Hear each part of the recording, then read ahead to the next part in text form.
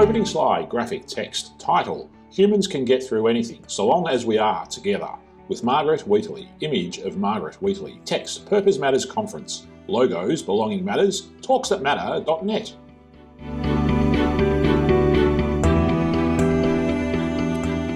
Well, thank you.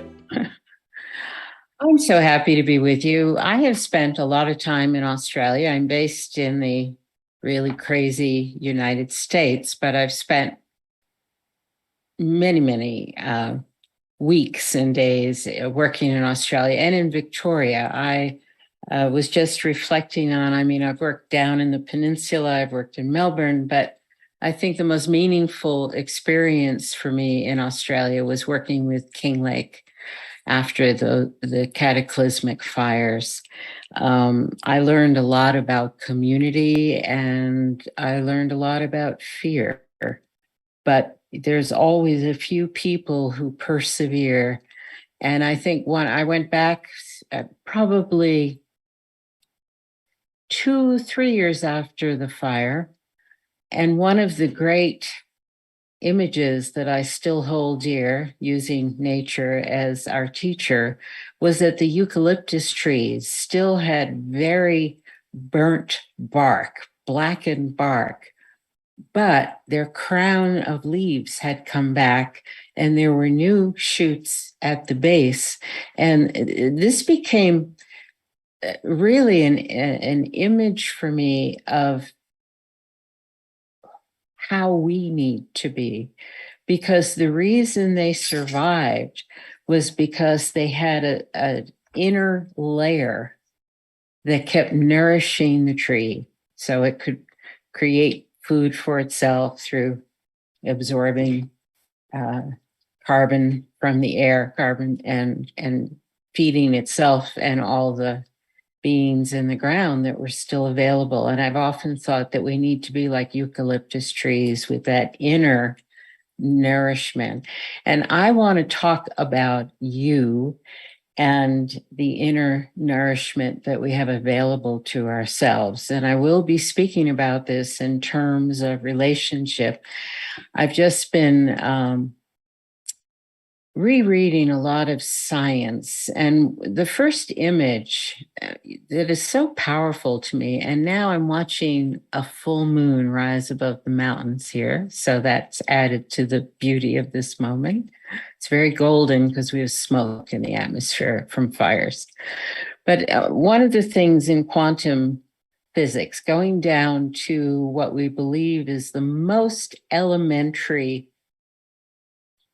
particles, electrons and photons, they do not exist if they are not in relationship. They are bundled, and now I'm quoting physicists, quantum physicists. They are bundles of potential that only come into visibility. We can't see them until they're in a relationship. So even at the most basic level of at least how we understand the universe, it's all about relationships. And then I've also been working a lot with Indigenous people in this country and in Canada recently.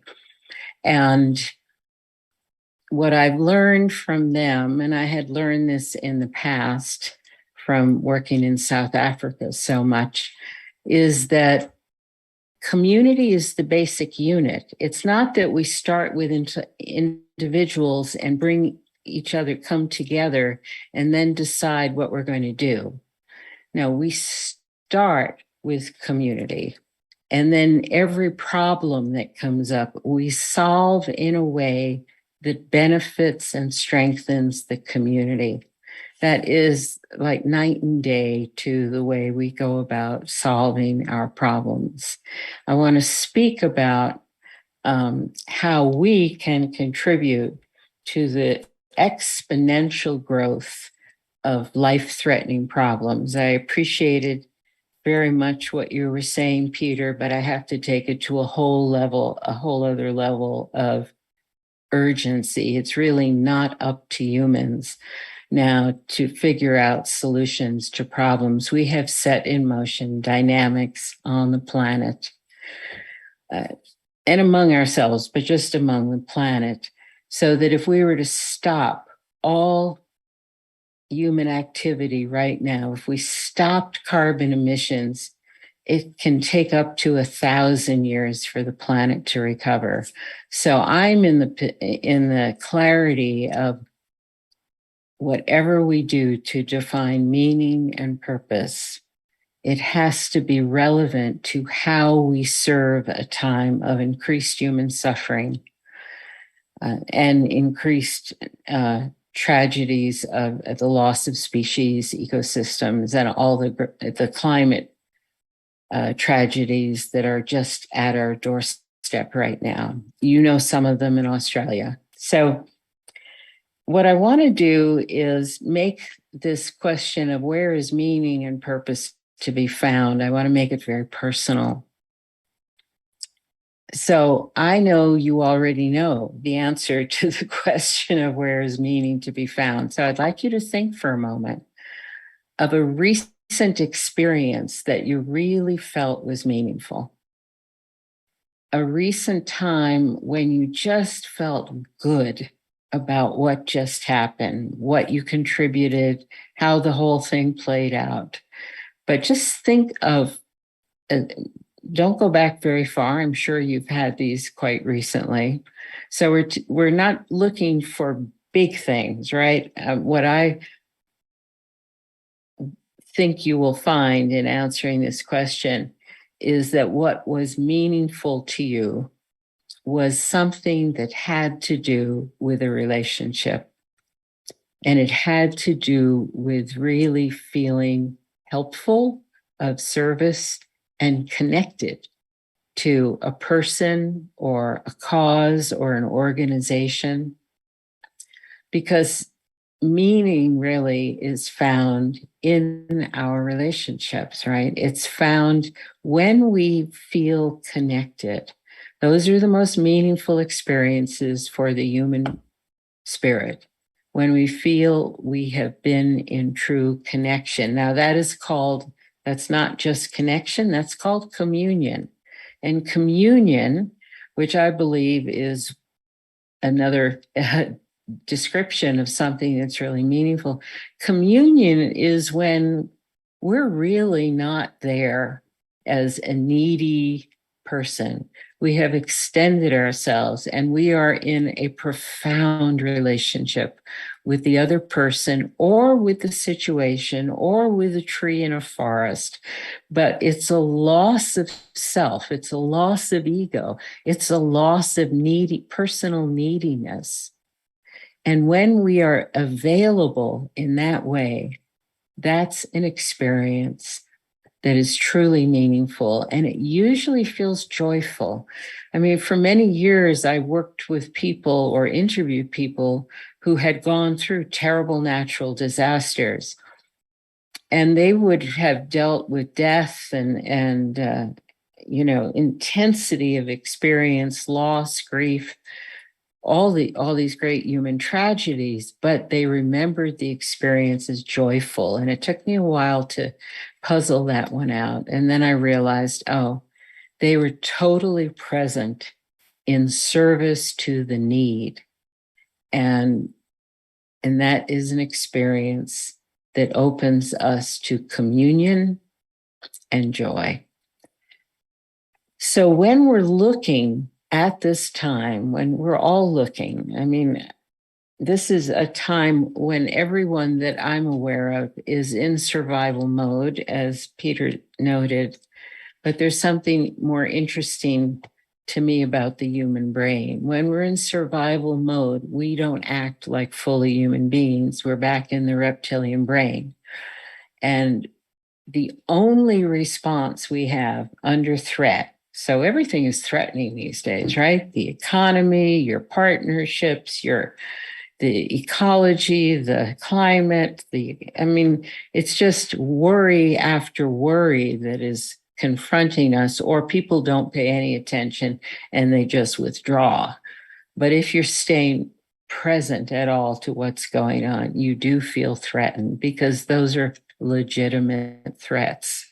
The future is very dark ahead. So when the human being is under threat, we become the human animal.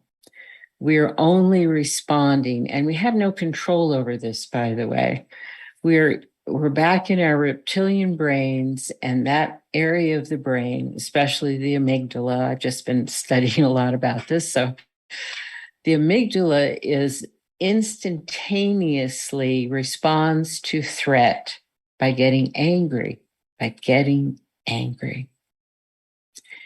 And the way to come out of, so that I think that's a very apt description of where most people are, right? They're feeling threatened, they withdraw, and they feel anger. I mean, it's anger at whatever ism is relevant to the person. We feel angry about that. And then we're angry that leaders don't solve the problems for us. We're angry that people don't notice that we are personally suffering as receiving this discrimination or abuse. It's just built into the human brain as human animals. How do we come out of that? Well, we have to activate the great gifts of being human, which are in both areas of the brain, in the frontal lobes, the cerebral cortex. But that area of the brain is where all the goodness of being human resides. Our compassion, our ability to think about others and get curious about their experience, our ability to think forward, our ability to look back and bring up relevant memories and learnings from experience, our ability to imagine, our ability to care and to create. So, in order for us, all of us, when we're looking for meaning, we're looking for purpose, the first thing is to calm down and to really get into a place of curiosity about what is meaningful for me. And again, since I've been working with so many Indigenous peoples of late, one would never ask the question of what is my purpose? One would never be that egotistical. Now, in Western society, Western cultures that are now global, we've trained each other. I used to train people to do this. Figure out your gifts. What are your gifts? And from your gifts, then discern your purpose, and then find work that fulfills that purpose. The problem with that, it was all about me. It was me thinking I would figure out why I'm here. And there may have been a spiritual dimension to that. I mean, there often was a sense of calling, and I really honor that. I certainly feel called to the work I'm doing. But basically, the question was not really held the right way. Instead of asking, what is my purpose? And then figuring it out. This is where we interfered. Now, we are using the higher order brain functions, and we are using our human spirits when we're even in the question of purpose. So I want to value that.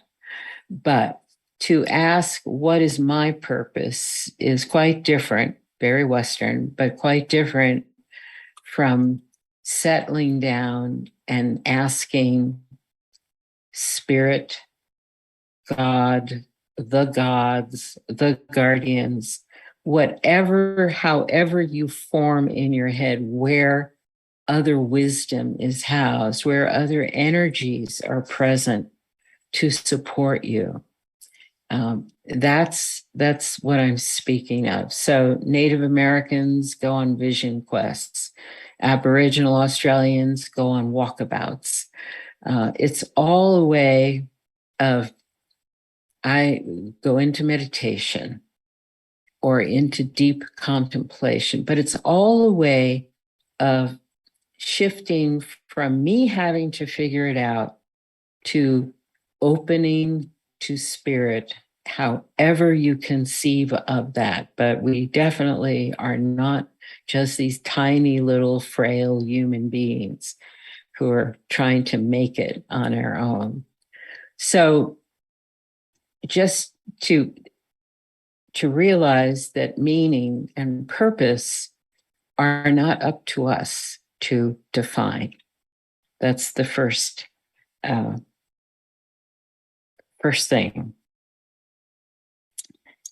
But there is another way to find meaning at this time of great distress and increased suffering among people you know. Maybe it's in you as well. But what I'm going to suggest now is a wonderful practice for discovering meaning in relationship to the world that you're in, the life that you're in, the people that you are with. It's a very simple question. Instead of asking, how can I find meaning and purpose in my work? That's still you looking for an answer from you, right? So you change the question and you look around and you ask, what's needed here? What's needed here? You let the world speak to you. And you're not filtering it through some pre-assigned need, like, well, I don't want to do that work because that's not fitting with my pre-designed, predetermined purpose. No, I'm willing to be available. I find one of the greatest, it's like an attitude, I guess. I'm always saying, and I'm always teaching, because I have a large community of people who've trained with me as warriors for the human spirit, some of them in Australia, that the attitude we hold is, I'm available. I'm available. I'm not lost in my own drama. I'm not lost in my own story of feeling like a victim or feeling oppressed or whatever. Those may be real experiences, but I want to quote Viktor Frankl, since Peter brought him in already, and I think we should always bring in Viktor Frankl, because he said, the last freedom that cannot be taken from us, no matter where you are, and he was in the death camps in Germany. He was experiencing the death of everyone around him. And his great revelation, his great gift to us, was to be clear that there is one freedom that cannot be taken from a human being, and that is the freedom to choose your response, to choose what meaning you will make of your experience. So terrible things happen to people. We're witnessing that every day in the news. And bad things may be happening to any one of us. That's life. But this last freedom that Frankl was so clear about is we can choose how we're going to relate to something that just happened. So what I heard in the experience of the history of that Peter spoke about with Befriend is very common to me, which is somebody has an experience, either good or bad, but they realize there's benefit in it. This could be helpful. And then they talk to a few friends and they start to get groups together, and suddenly you've got, 1,000 people working for this, or 600 people involved. Or I was always telling stories of some of the Nobel Prize winners, like Wangari Maathai of Kenya. She started out by noticing that all the trees were being destroyed for coffee plantations in her home country of Kenya. So she said to the women that she was with, well, we need to start planting trees. And the first trees they planted, 4 of them died because they weren't the right trees, and they didn't know how to plant them. She knew how to plant trees. She'd been educated in the States as a agrobiologist. So she taught the women, and over time, they planted millions of trees. And she won the Nobel Peace Prize for the Green Revolution in Africa.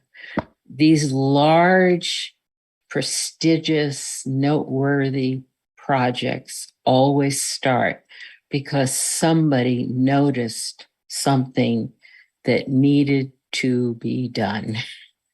And they usually immediately started talking to a few friends or worked with a small group. And then it grew far beyond anyone's ideas, vision. It just grew organically because it was the right need that they were addressing, and that attracted people to them. So when we go out into our world, your world, and you look around and you ask, what's needed here? That is a way of opening to your world, whatever, large or small. It may just be in your family. It may be with a group of friends. It may be in an organization you work in. But when you ask what's needed here, you're not pre-filtering the information, right? You're just curious, pure curiosity, unfiltered curiosity. And then there's another question. Am I the right person to contribute here? Now, the reason I got hooked on this whole question, the two questions, was because I was with so many people who saw so many things that were needed, so much need, and they were overwhelmed and depressed, as I was also. So the second question is really important. Am I the right person to contribute here? So this is where you have to know your gifts and your skills. And gifts and skills are usually more apparent to our friends than to ourselves. So if somebody notices back to you, you're really good at that. Or I noticed how easy it was for you to do this particular task. Somebody makes a casual comment, pay attention. They are identifying for you something that usually we can't see. We don't know our own gifts. I mean, if something comes easy to you, you assume that everyone has that gift. It's not a gift, right? It's just something that comes so easily to you. So you assume that other people also have that. It's easy for everyone. So again, this is how we gain information about ourselves through friendships, through relationships. But the key words to look for, the key phrases, are when somebody says, I just notice how easily you get that done, or I notice that you're really good at this, or I notice that you really like this and you do it well. Notice that. And that is a wonderful way to help you define and honor your own gifts. And it's usually friends who do that for us. It's not bosses, it's friends, right? So here we are with these two questions. What's needed here? And am I the person to contribute? If you keep asking this question, it opens you to incredible, meaningful experiences. And you do feel I'm in the right place at the right time, and I really have something to contribute.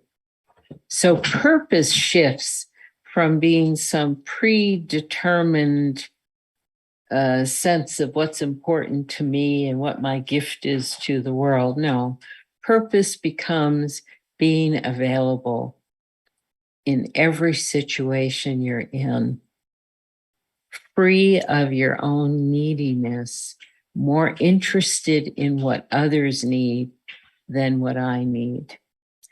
So much, especially with disabilities and invisibility and being dismissed or underfunded or promised something, and then the agency or the government not coming through. It is so easy to feel victimized, to feel neglected, to feel ignored.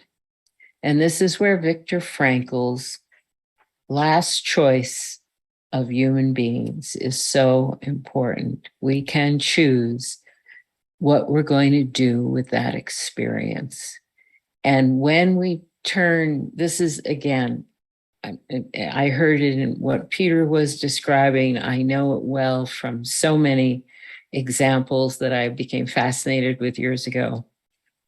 When we take our pain or our suffering and get interested in helping others so they will not experience the same pain or the same suffering, that is how all the great work in the world begins.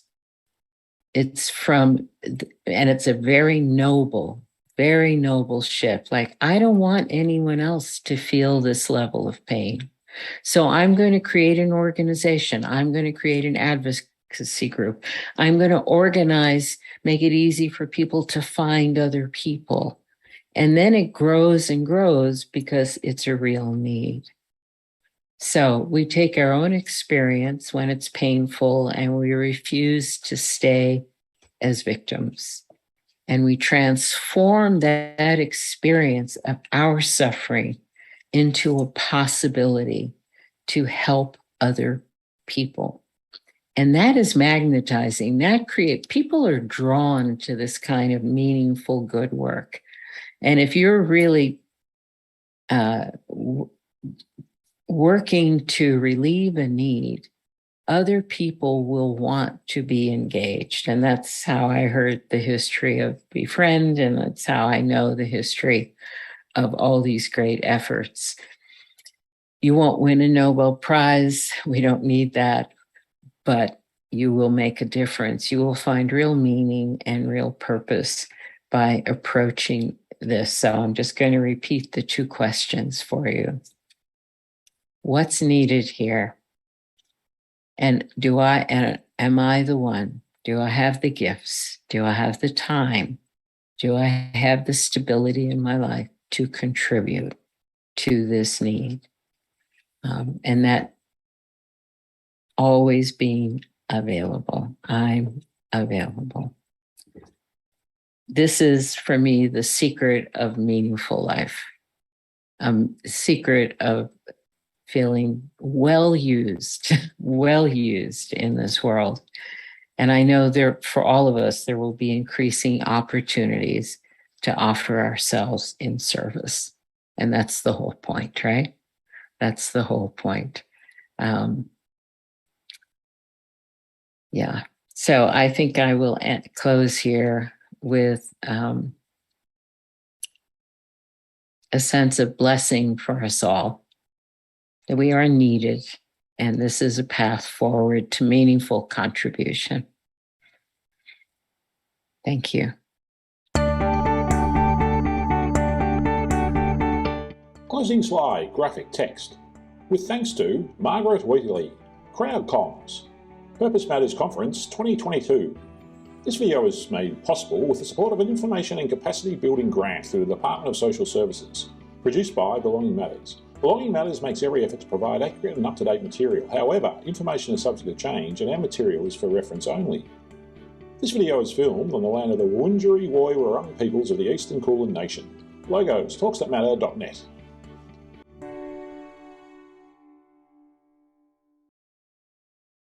Graphic text. More Purpose Matters conference videos. To watch more videos from the Purpose Matters conference, please head to free videos on the Talks That Matter website, talksthatmatter.net. Logos, Belonging Matters, Talks That Matter.